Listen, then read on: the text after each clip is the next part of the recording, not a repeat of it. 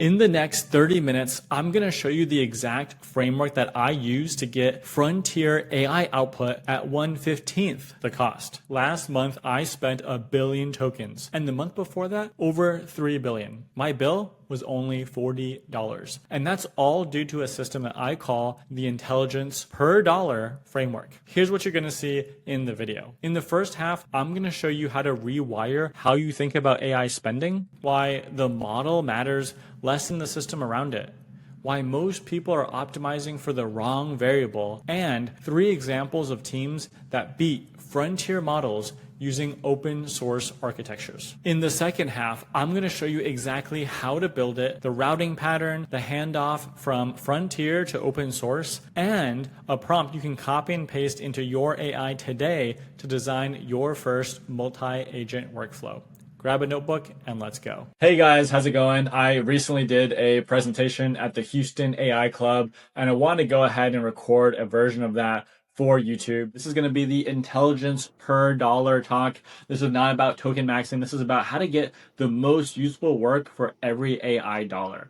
And so who wishes they had Claude Mythos? That's definitely something to keep in mind, because one of the things I'm going to be sharing in today's video, if you watch to the end, in fact, not even to the end, about halfway, I'm going to be showing you guys how you can get a Claude Mythos level AI for significantly less than Mythos will likely release at in terms of API costs. And then last but not least, who here has tried OpenClaw and Hermes and actually saved time, right? Most people I've met, including myself, have probably spent more time setting it up, troubleshooting, configuring it, than it's actually net saving me time in terms of useful work.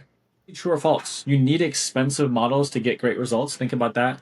Drop in the comments down below. Open source models are garbage compared to frontier. Right? There's this huge debate. Are you pro open source or are you pro frontier models? Right? And that's something we'll talk about as well. Running local models is the cheapest path.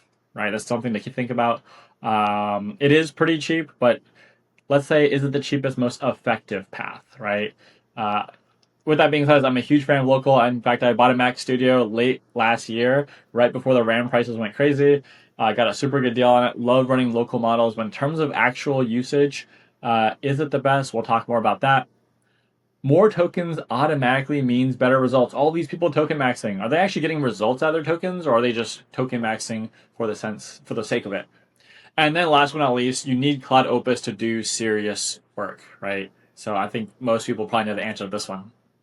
Okay, and here's the problem, right? So, a lot of you are probably in one or more of these situations. You're spending a fortune. You don't know which model to use. Every prompt turns into babysitting the model. They make obvious issues. You kind of go back to the drawing board. You tell it, hey, you made some mistake here. Or maybe you're just constantly hitting limits. And we'll talk about how to address all these problems so that you can do these things, right? This is the solution, the desired outcome. You can ship faster, spend less, use the right model for the job. Right? You can stop babysitting the model every single step. You can let it run autonomously for longer. And you can turn messy work into finished and polished outputs. Now, a little bit about me, right? Why should you listen to me? Why should you care what I have to say? So back in, what is this? I think April, I spent about 1 billion tokens in that month. So that was essentially last month. It's end of May now. Using one API platform. I have accounts across basically every single platform, but this is just one of my accounts. I spent about 1 billion tokens. I use multiple models, so I'm testing out new tokens all the time. In fact, via this platform, I get about $3 to $5 of daily API credits. I use all kinds of different models. As you can see, some of my favorites right now are DeepSeek V4, Kimmy 2.6. In fact, Qwen 3.7 Max just dropped yesterday. I plan to test out some of that as well. So on a regular basis, I'm testing out all the frontier models. By the way, this one back here is going to be on GLM. Actually, probably my favorite. Although, this is crazy to say, but I think 5.1 dropped about a month and a half ago. It's already slowly getting out of date. Hopefully they update it with 5.2 here pretty soon. And also what's possible, right? I spent about 2.7 billion tokens in February working on a project. I'll talk more about that as well, but essentially it was a multi-agent harness. And so I was using agents to build agents. It was fantastic, super fun. This was the culmination of essentially having, 2 to 3 terminal windows running more or less continuously while I was awake, right? So this is kind of like the upper limit. Again, I did use some other models, some OpenAI, I used some other APIs here and there, but vast majority of it was on GLM. I think back in this time frame, it was probably 4.7 or GLM5, actually. But that's kind of at the upper limit of at least what I could handle in terms of capacity at the time. And I do all this and I spend about $40 per month right now. Again, I have subscriptions across all kinds of different services, but in terms of what I'm going to talk about in today's video, and the bulk of my token spend really comes from these two subscriptions. Number one, I did get in early on this. I got in on a special promotion they were running, but it was a gamble at the time, right? At the time, I think I bought this in late last year in December, maybe early this year. I spent about $180 for the entire year. At the time, GLM was kind of slowly getting kicked off. They weren't really a big name. They're kind of a bit of a nobody. Even now, a lot of open source models, people maybe have heard of Kimi, in part due to Cursor. People have obviously heard of DeepSeek, but GLM, Minimax, even Quen, not a lot of people are really utilizing these, and especially at the time, for me at least, not that necessarily $200 was a huge gamble, but whether or not this company's even going to be around, or whether or not they're going to have a frontier open source model, that was a big question mark. I figured they'd be leapfrogged and forgotten about in a couple months, but luckily they were very solid. And I'll talk more about how to optimize for cost. I'll also point you guys to models. I'll also show you guys how to think about models and the single one resource you should be going to figure out what's the latest, greatest open source model. Okay, and then basically what I'm trying to say is I've been in the trenches, right? I test new models constantly. I build with agentic tools every single day. I care about output and results, not just hype.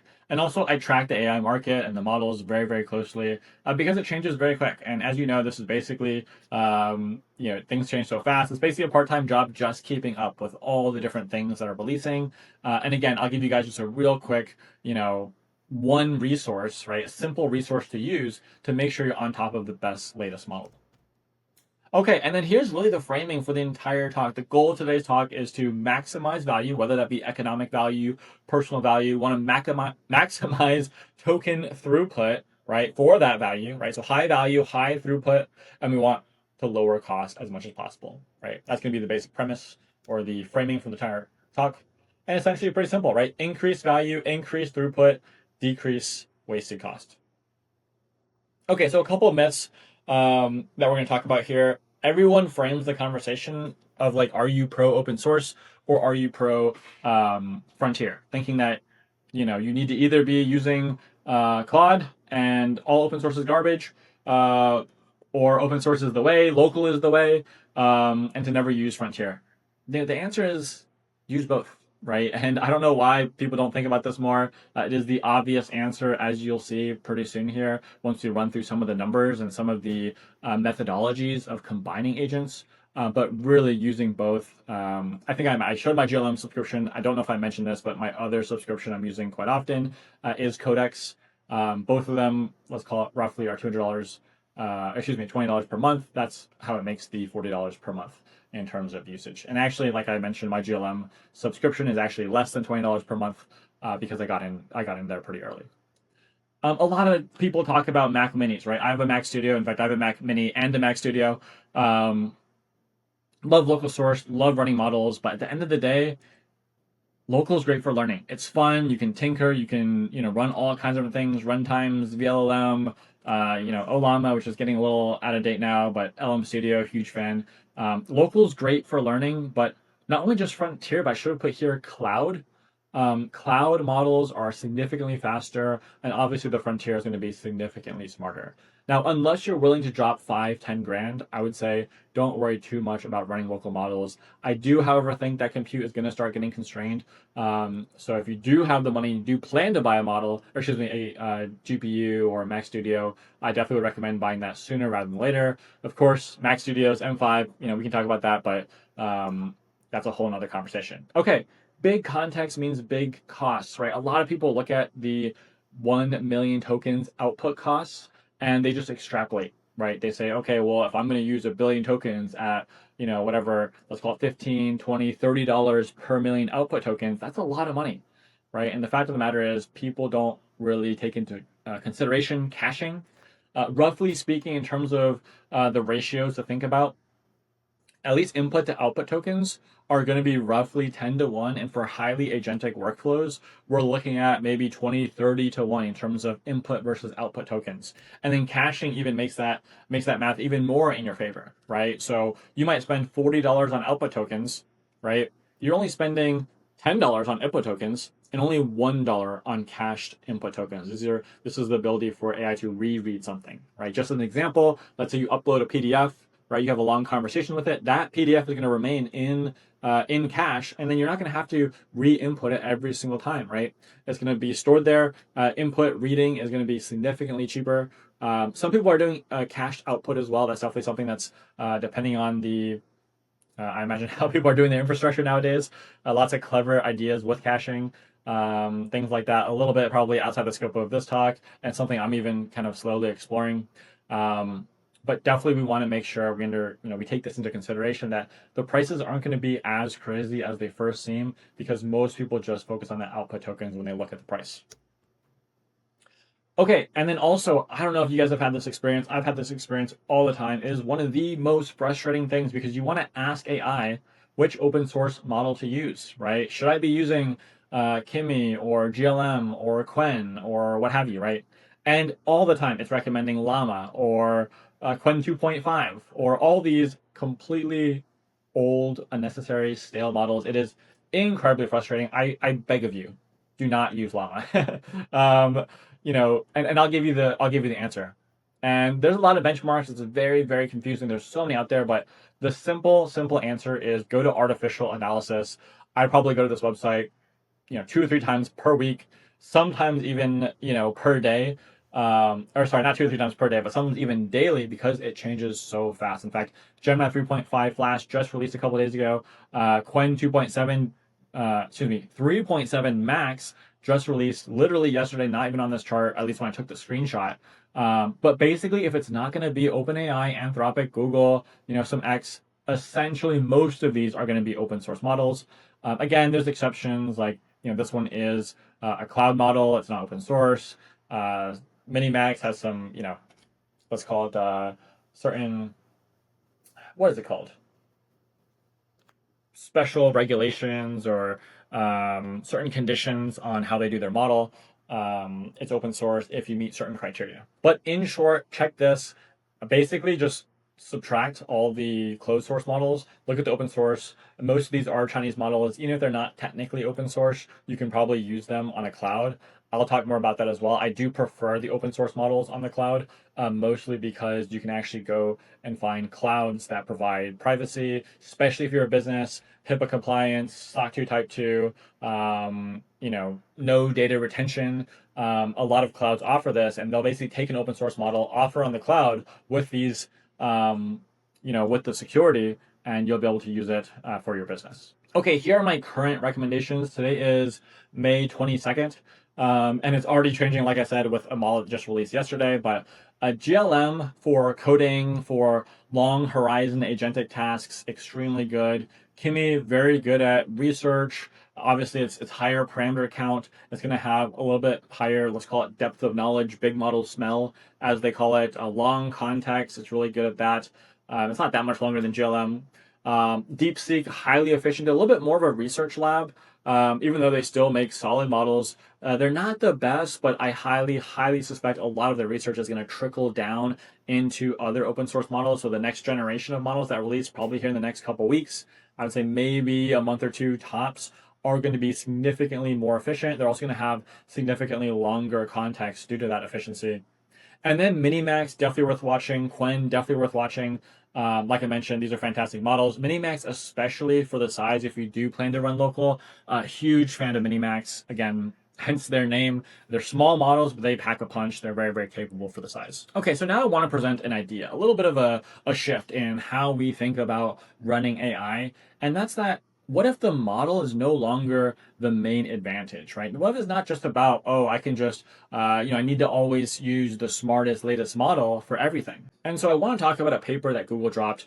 This was probably a couple months ago. I think the title of the paper, in fact, is right here, towards autonomous mathematics research. So essentially, Google was solving. Now, this was actually just after they had won, I believe, the IMO Gold or the Math Olympiad Gold or first place or something like that. But they were actually solving new math conjectures that have never been proven before. I don't remember what they were. There's also a bunch of Erdos problems that are being solved, but essentially what they did was generate this relatively simple loop. Now you can download this loop. It's called Google, what is this?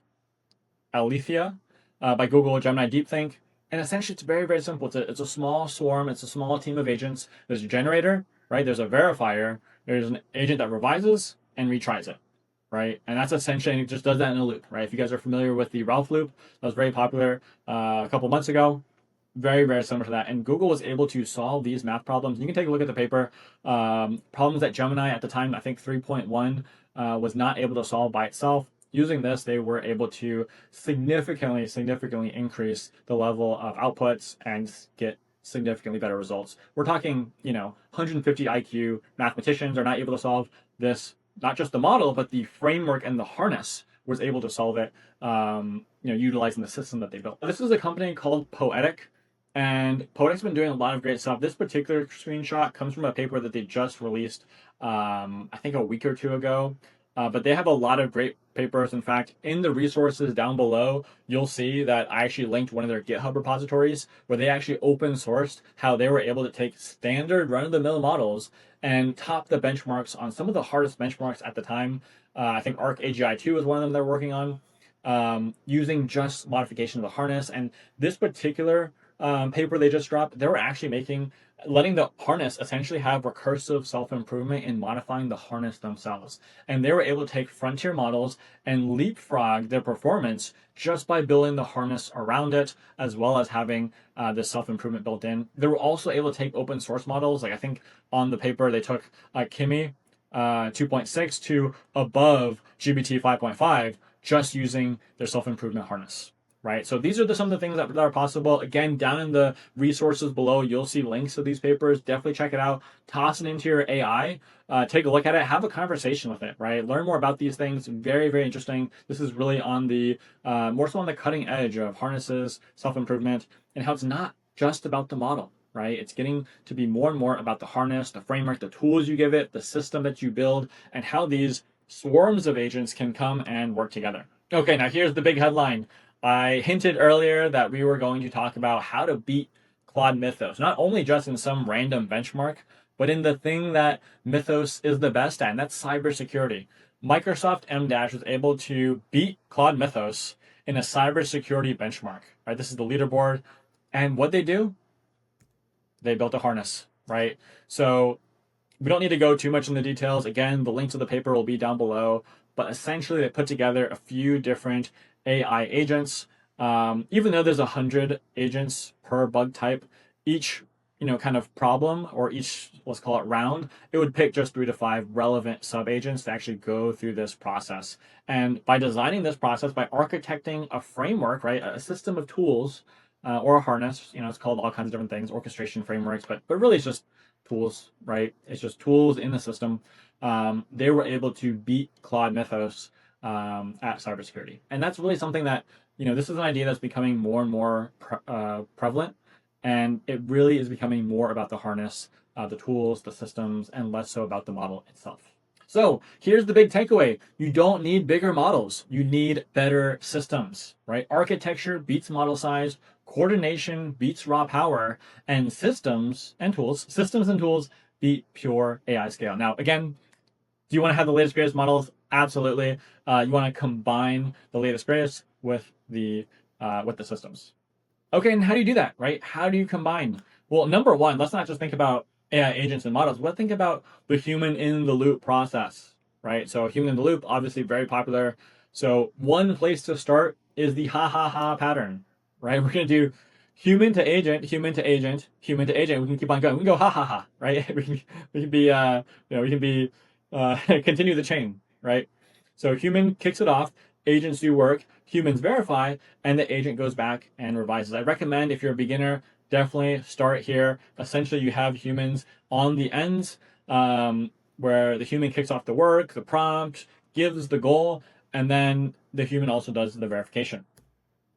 As time goes on, you can move more towards the ha pattern, right? And what does that mean? Human, big model, right? Frontier model, open source or smaller model, open source, frontier, human. So notice humans are always at the ends to handle the verification, the kickoff, right? You kick it off, right?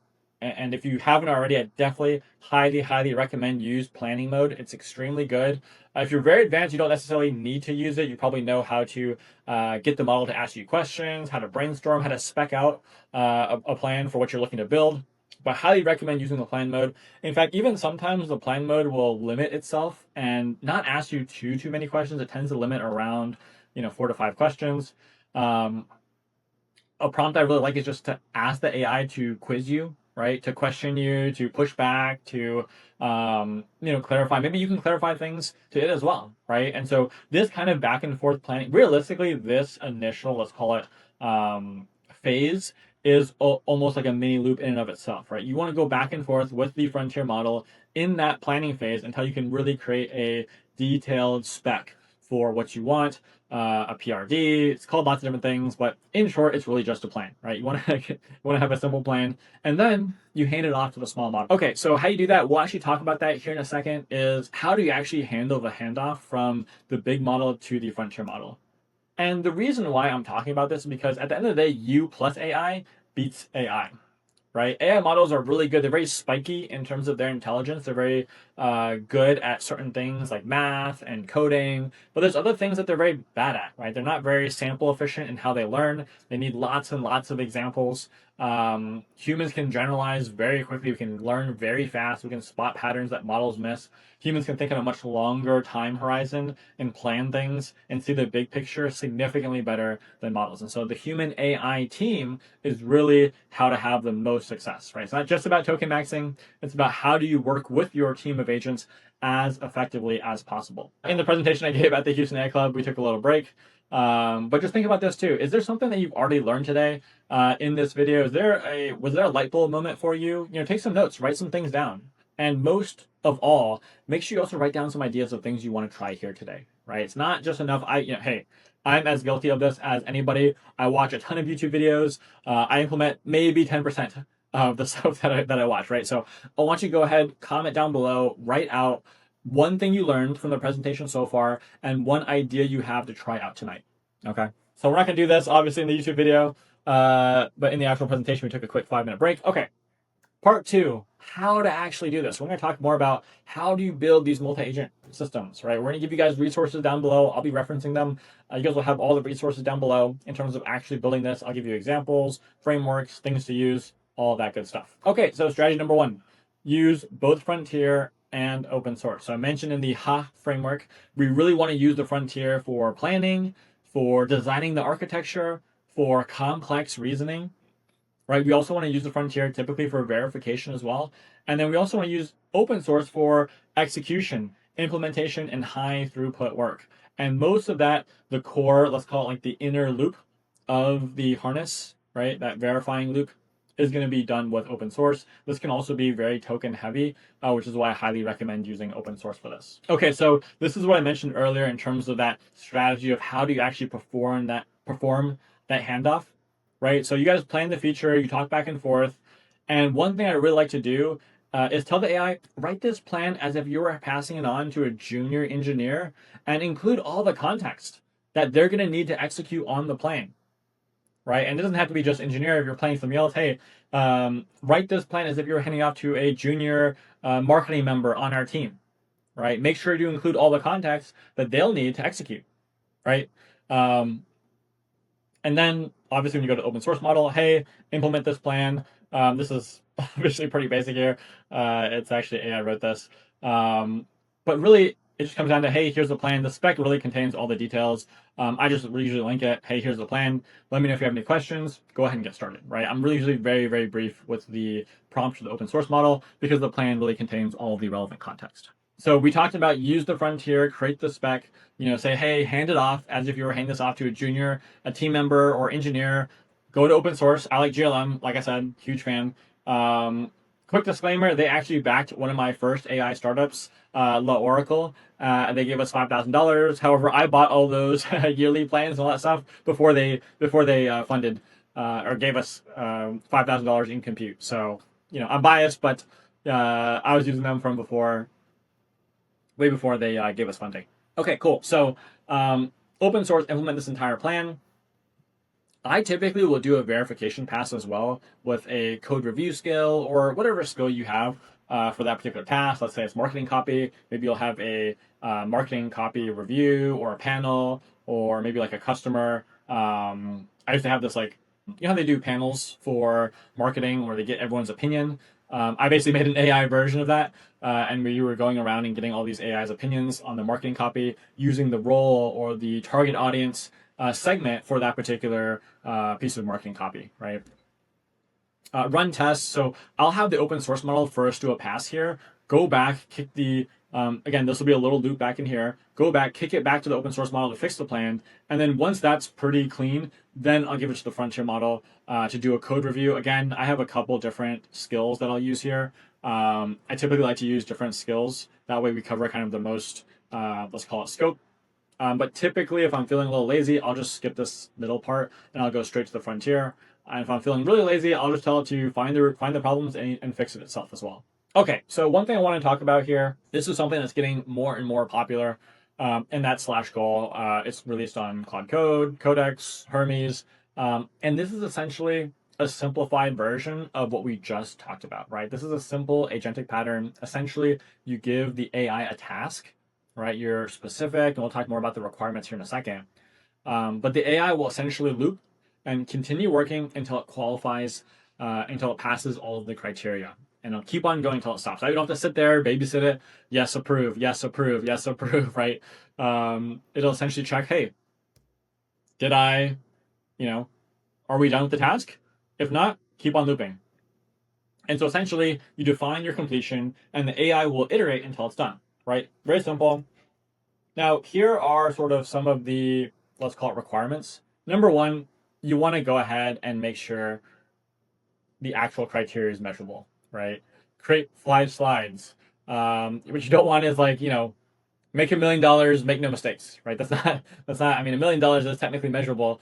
That kind of comes into our third point over here, which is self-served, right? Can the AI complete it without waiting on the outside world, right? So you want to make sure the task is measurable. The task is self-served, so the AI can essentially handle the task all by itself. And also, it's scoped, right? So you're very specific about what is the scope for the task. You're very clear about the actual task at hand, right? You don't want any vague goals. The more specific you can get, more measurable, and make sure it's self-served, then you'll have a great time. Huge fan. I haven't actually tried it out too much. It's just relatively new, but from what I have tried, it's pretty fantastic here. So here are some examples of what Goal is good for. Refactoring a module, adding test coverage, debugging, updating documentation, essentially very tedious, repetitive tasks, or tasks that have many steps, and you want to just keep on going until it's done. Again, very, very akin to the Ralph loop, if you guys are familiar with that. Very, very similar concept. This is also fantastic for businesses. I want you to research these 20 competitors. I want you to analyze, all these reviews, customer feedback, find trends. I want to generate reports from data. I want to draft proposals. These are just some basic examples, but really any sort of item that is very measurable, scoped, things that AI can do autonomously by itself would be fantastic for /goal. And obviously play with it is relatively new. I'm sure there's going to be all kinds of, fantastic business use cases here pretty soon. So /goal is one sprint, right? A mission is a chain of goals. So, you can use AI maybe with the ha method or the ha method. You can do kind of like a quick sprint. And you can have a mission where you combine many goals together, right? Human handshakes, we essentially want to avoid this when using /goal. But obviously in the ha, the human is really what decides, approves, records. And so you can link up the, the part, right, in the middle by using /goal, right? So when you use, especially the open source agents, AIs that are very cost efficient, I would highly recommend using /goal with those types of agents. Okay, so we talked about pricing. Again, I'm gonna give you guys, some different options here. A lot of people are very confused. So this is GLM. It's actually by Throughput AI. If I'm saying that correctly, I think it's anyways. So this is their medium plan. This plan is what I use. It is essentially unlimited. If you get the year bundle, it's a little cheaper. Again, if you want to take the risk like I did, feel free to. But even right now, if you're me today, I would say just go month to month, right? You need to start with maybe the light plan. Go month to month. AI models change so fast. But this model, again, essentially, excuse me, this plan is borderline unlimited. I've not hit a single limit. I think I'm grandfathered into like a special version of this plan, so I may have higher limits than most people. But this is my top recommendation, especially for coding, especially for long running agentic tasks. It is again getting a little out of date at being nearly a month old or maybe a month and a half old. But hopefully they ship relatively quickly. I've heard good things. I've had good experiences. Another top one is obviously Kimi. It's what Cursor Composer is built on. It's fantastic. I haven't used their specific plans myself, but I have used their models quite a bit. If you go to their website, this plan, from what I've heard from other people, is again also very, very high limits. You're essentially not going to hit a limit if you're using it, without spawning thousands of agents, right, so to speak. Okay, so for business owners, how do you go ahead and design your workflow, right? And in short, you can use AI to help design your multi-agent workflow for your team. And what does this look like? No need for us to really kind of read through this. I'm not going to kind of walk you through it. And the reason for that is because down below, we're going to go ahead and give you guys a prompt, copy and paste that prompt directly into your AI, and your AI will essentially walk you through this process. It'll ask you to identify what's a task that needs to be automated. You can have a conversation with it, and then it'll help you break it down into steps. And then it'll assign, okay, well, how much of this task needs to go to a frontier model? How much needs to go to an open source model, right? And so it'll prompt you, right? We talk about prompting AIs all the time. But this prompt you put into your AI, and then it will ask you questions. It will prompt you on how to go ahead and design this multi-agent workflow. Check it out. I think it's fantastic. I think you guys will see some value in it. This is a quick preview of the prompt. It's actually a little bit longer than this. In fact, it's actually almost an entire page, I believe. But basically, just give this to your AI. It'll ask you questions. It'll help you break it down, and it'll create a plan for you on how to actually build a multi-agent workflow, just step by step. Here's an example of how it looks, right? The AI will first ask you what's some work that you do all the time. It's very repetitive. You answer. It asks you more questions. Again, very user-friendly. All you need to do is talk to it. In fact, I'm a huge fan of using voice. I know WhisperFlow is very popular. I use Mac Whisper. It's just a free open source version. I run that locally. But in general, talk to your AI. It's very convenient, and you don't need to do as much typing, basically. So also, this scales, right? Not just to you, maybe the business owner or the employee watching this, but to your entire team. I highly, highly recommend doing team trainings on agentic workflows as you build this. Show your team, right? Show it to other people. Also, workflow architecture and automation. Really spending a decent amount of time, I would say, designing your workflow is going to be fantastic. In fact, that prompt I just mentioned is going to help you design that workflow. And thinking about the automation, excuse me, thinking about the automation is going to be, I think, a very important skill. Now, I know prompt engineering was a skill that kind of came and went. Nowadays, people are talking about context engineering. Sorry, I got some stuff stuck in my throat here. But I firmly believe that sort of agentic architecture, harness engineering, whatever you want to call it, is going to be the next wave. And I also think it's going to last a lot longer. Prompt engineering kind of like came and went.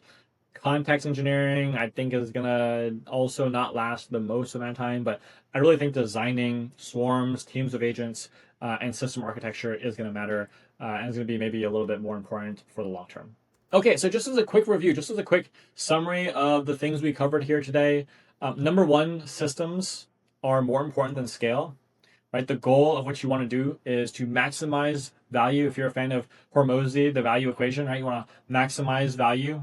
You want to maximize your throughput for that value. And obviously you want to decrease your cost. And then frontier plus open source is the way.